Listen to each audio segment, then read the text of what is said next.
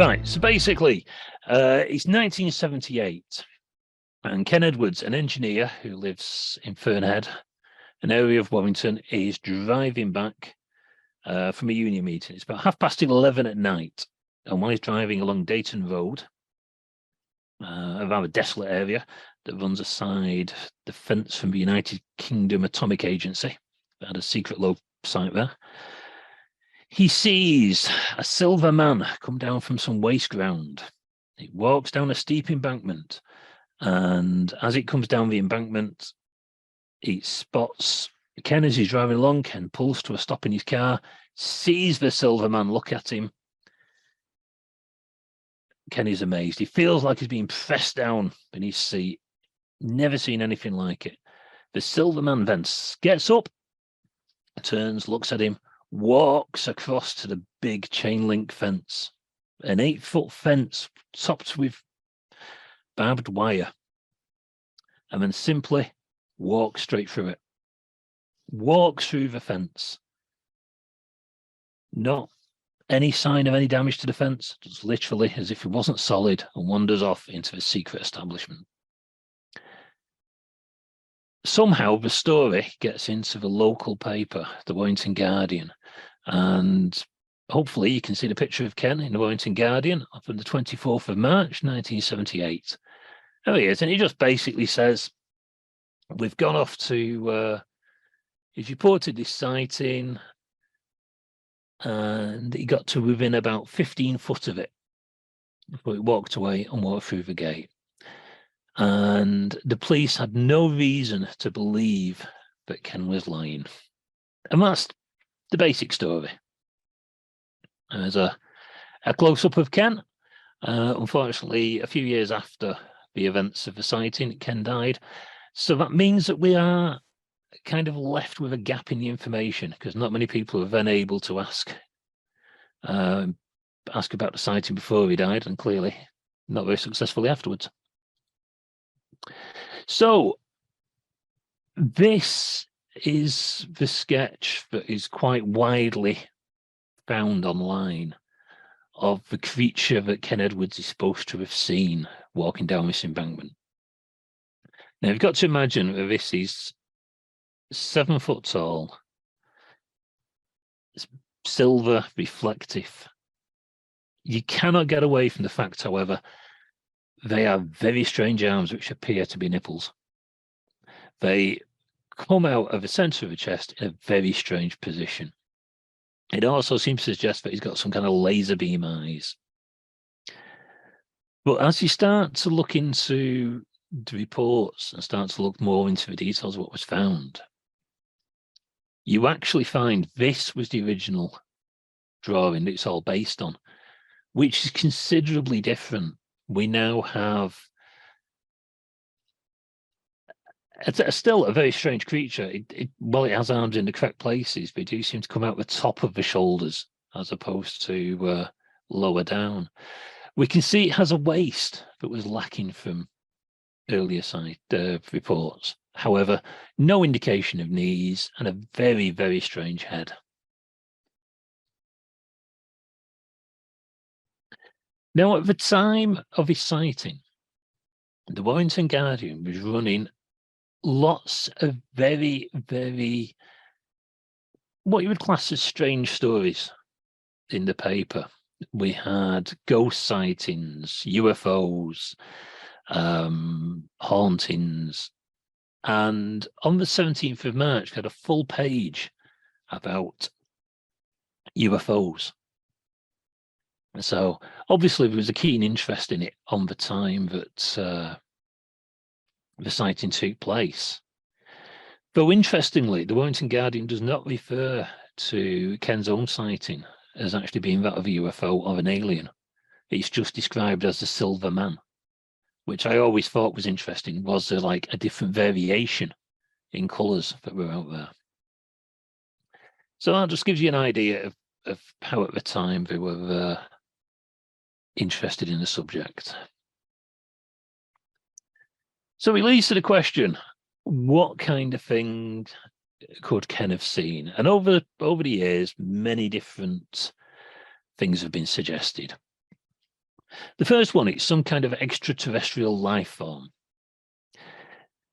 This seems to be based on nothing more, but it was odd looking. It was silver. There's been some suggestions it was some kind of robot exploration creature that had been dropped off on the wasteland and was going to sneak into the secret atomic agency site and see what kind of things we're up to, whether we're creating weapons to destroy ourselves or whatever kind of thing UFO based aliens were interested in the early 1970s. There's a theory that it's a ghost. Now, the reason they come up with the idea it's a ghost is largely to explain how it walked through the chain fence. There's many things that are seen, but very few things can actually walk through a solid fence, and it was a solid fence. Now, the ghost theory goes from a crashed UFO, so kind of think of an updated Quatermass in the pit, that we've simply got the Silverman crashed somewhere in Risley, and we now see his ghost walk across the road. Another idea is when the motorway was built, it completely demolished the old graveyard from Risley Church, and somehow it's disturbed the ghosts, the spirit of their bodies from the graveyard, and the ghosts have started wandering around Risley. It's highly unlikely, however, that anybody buried in that graveyard was actually 7 foot tall and silver.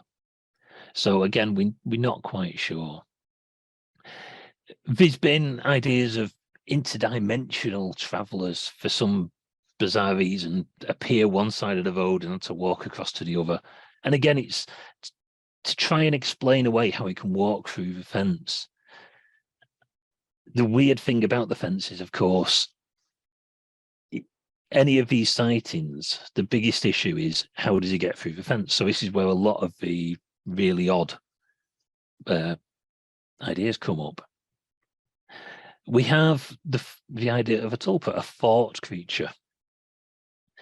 Now, this stems from across the road, from where the Silverman headed down the embankment, was actually an isolation unit. I believe it was to do with universities, and it was to do with studying the circadian rhythm. And the idea was that a student would be locked in there, and they would mess around with the time settings and light settings to see what it would affect. And it had been suggested that somehow this kind of experimentation had led to some kind of fort being escaping and running down the embankment and heading off. Why they needed to pay someone to study when they could have just studied anybody doing shift work is a bit of a mystery. And then there's another idea that the reason we'd seen a silver man was that it was somebody in a radiation suit, because next to the isolation chamber was the university's nuclear reactor, a small reactor.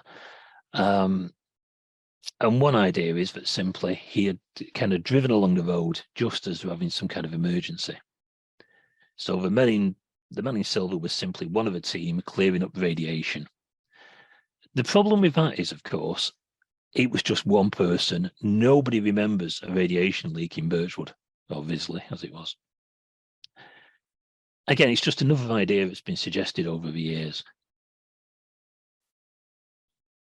So what we have is a map that was produced based on Ken's information, showing the area of his sighting.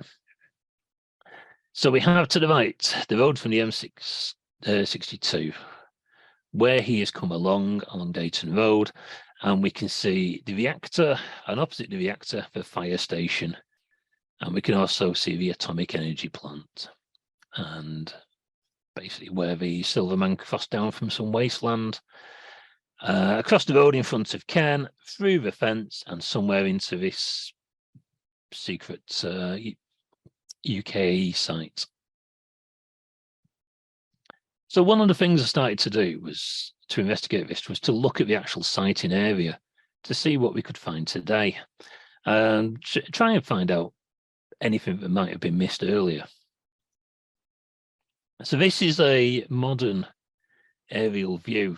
When I say modern, it was actually taken probably in the mid-2010s. Since then, there's been quite a bit of redevelopment.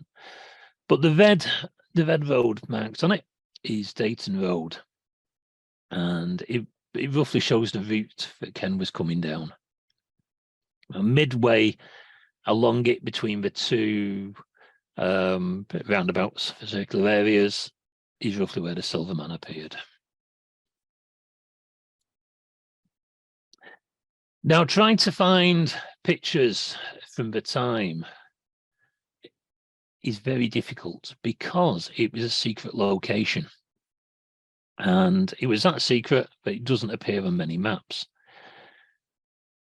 A few years ago, the business park that's actually based on the site of the former UKAEA site was trying to find photos of it while it was in use. And we could only find about 5 photos, and they were generally just of people stood in front of nondescript buildings that gave away nothing about the location. Now, I'm not sure how much you can see of this map, but basically, towards the centre on the right, you've got a tall white building, which is part of the was a fake reactor. And then further across towards the middle, there's a very small, low white building. That is roughly where the reactor was for the universities. This is a photo from an aerial photo from 1973 of the area. This shows the former ordnance filling site at Risley. Now, it was a totally massive site. At the top of that map, you can just make out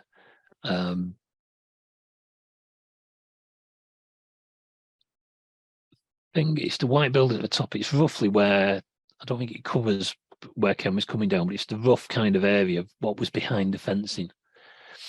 Now, to give you an idea of just how big this area is, in the late 1970s, this whole area was then converted into the town of Birchwood, which today has something like 11,000 people living in it. Is a fair-sized town, covering the entire site. There's a couple of bunkers still left, but the majority of the area is just bunkers and waste ground.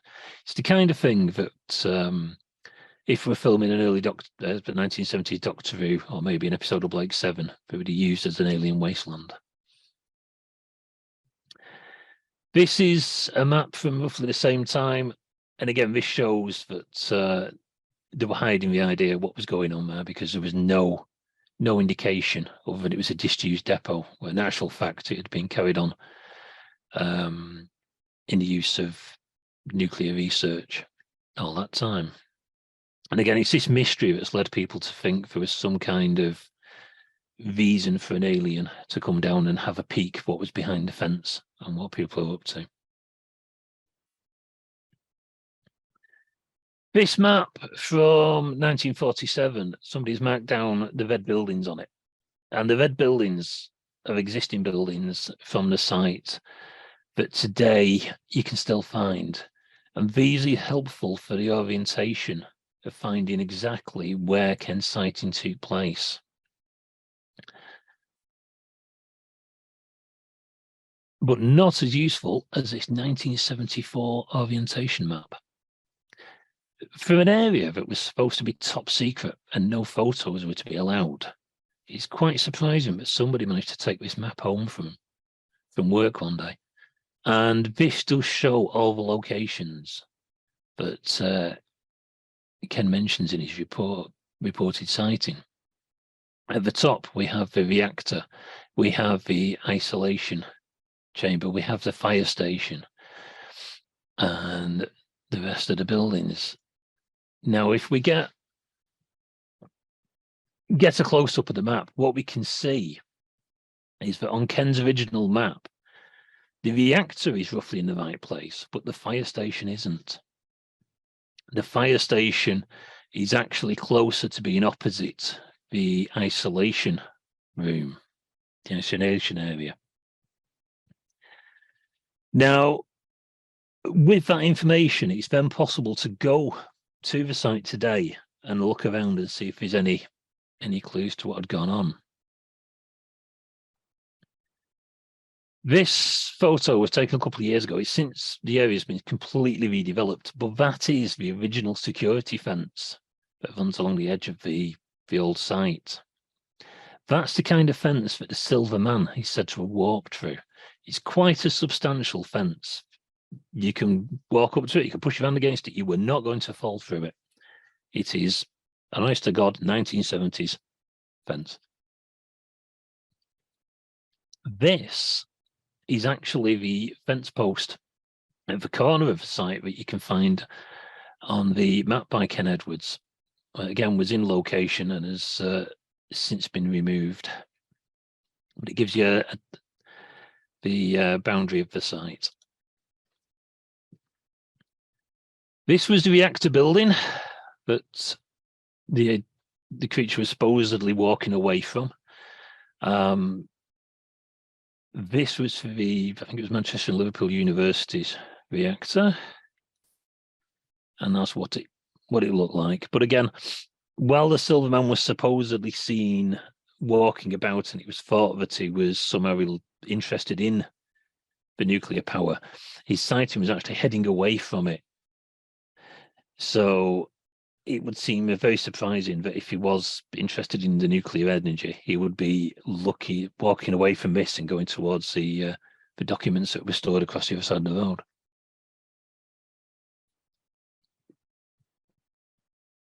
So this is a photo, and this one is showing roughly from the opposite side of a roundabout where Ken's map had shown the fire station. Now we can see from this, we're looking across a roundabout, something called Darwin House that exists today. And going off the buildings, we can see there's no fire station there, because these buildings can still be found today. And there's literally no space to have squeezed in the fire station. So it was almost certainly at a different location. Today, that's the site of the reactor. It's an office building called The Element. You can just see through the trees. The trees would have been there at the time of Ken's sighting. Again, however, they've recently been cut down, so the area is very different. And again, an idea of the road. These photos were taken at busy times of day, so it doesn't give you an idea just how busy this road actually is during the day. But you could imagine when Ken was coming along, it was as quiet as that. Between those trees is roughly the site of the original fire station, and that's roughly where our sighting took place. That's the last bit you can see of it. Roughly a pile of garden waste and a bit of concrete. That's all that's left of the fire station. And again, looking down from above, we can see the L-shaped building is where the reactor was. The car park was roughly the isolation chamber, and like say the atomic agency place was all this waste ground that you can see. And so going off all that, that would suggest that the Silverman crossed the road next to that lamppost, coming down from the embankment behind all those shrubs, coming across to where the fence line is. And that is roughly where he would have come through the fence next to those trees. And that's the road he would have headed towards. So I've just got to try and remember where I'm up to when we talk. So basically, that's the true location of the Silverman. Now, I was trying to remember my notes.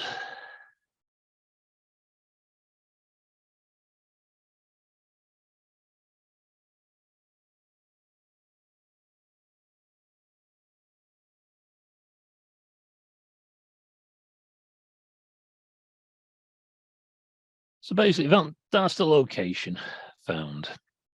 Now, at this point, I had a bit of an advantage over most of the other people looking at the sighting. I found some people who'd worked at the fire station.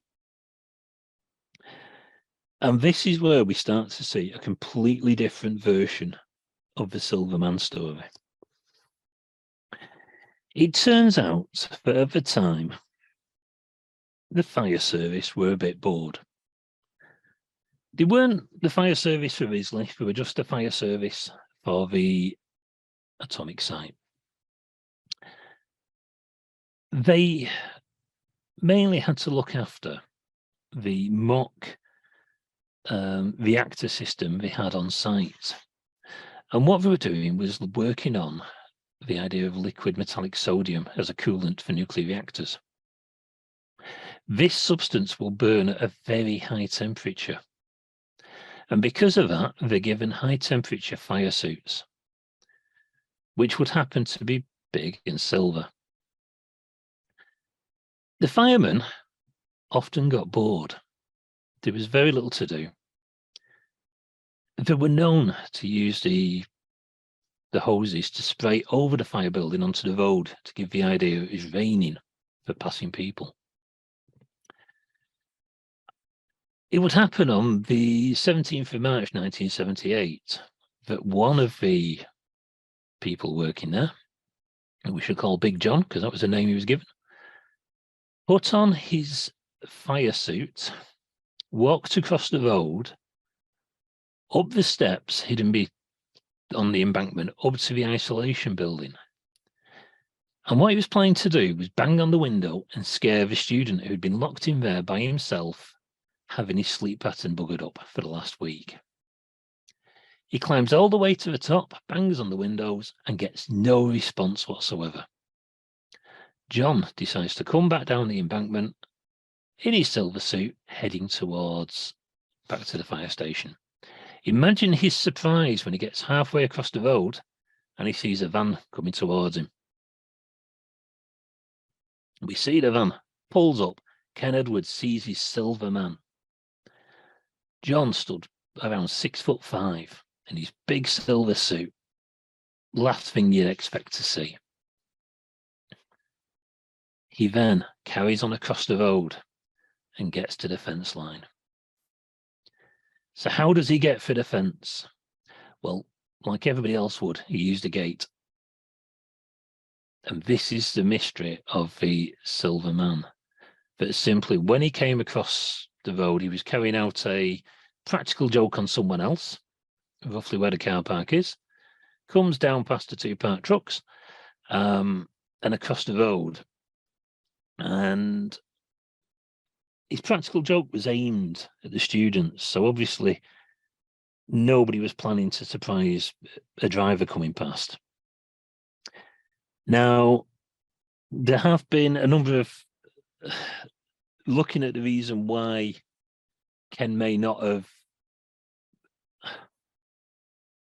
No, well, he would have been surprised to have seen it. And I am completely losing track now.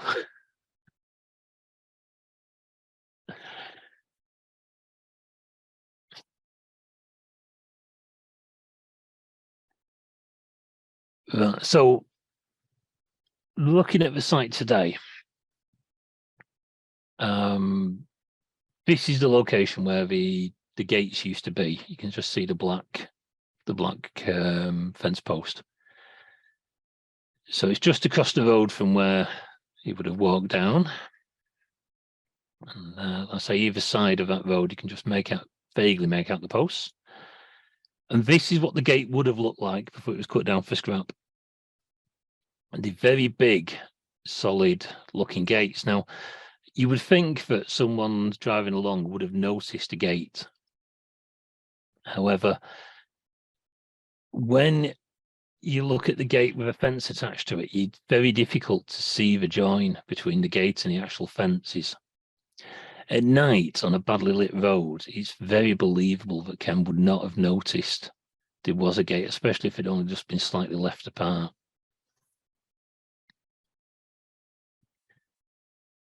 So what we have is a photo here of a mock-up of a silver man. Now, this is actually a 1967 action man in a fire rescue suit, or air crash rescue suit, I think it is. Simply in the dark with a photo taken of it with a flash. And it shows how the dimensions of it change. Now the arms come out of strange places to give you an idea of what a silver suit would have looked like. And if we compare a modern fire suit to Ken's drawing and one that would have dated from roughly the time, albeit for a little tiny man, you can see that while the standard sales picture will show you as a solid looking figure, the more metallic real one, the shadow on it and the play of light completely alters the dimensions of it, the shape of it, and particularly where the arms are and the body shape. And as for it being able to reflect beams of light, this just gives you an idea of how reflective a suit would have been. And just in case you're wondering, that really is a tiny little silver man stood on a house brick. And that is roughly the end of the show. Not the best talk, I'm afraid, because I've just finished a night shift and I feel a bit knackered. However, if you've got any questions, I'm more than happy to answer them. Glenn, thank you very much. It's not often that we get chats and talks from people on cryptozoology, so it was very enlightening. Thank you so much for your talk. I'll just pop over and have a look at the questions that we've got in for you at the moment.